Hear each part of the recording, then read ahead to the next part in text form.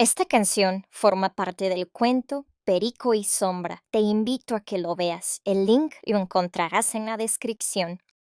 Un perico de plumas verdes y brillantes volaba libre entre los árboles gigantes hasta que llegaron con jaulas de acero los crueles hombres de corazón negro.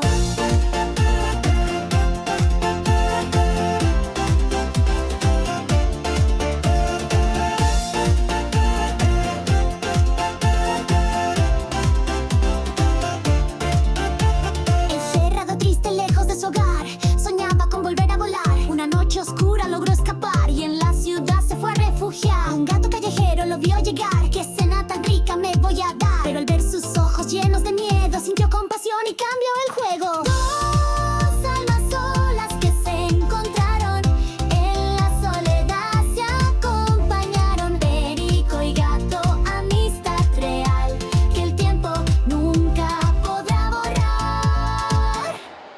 Años pasaron, el perico volvió a su selva verde de donde nació. Pero un día triste a la ciudad regresó.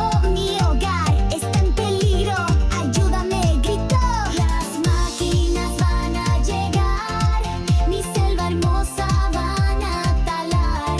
Solo tú me puedes ayudar y con tu astucia poderla salvar. Dos amigos unidos por la misión de salvar la verde creación. Perico y gato, amistad, luchando por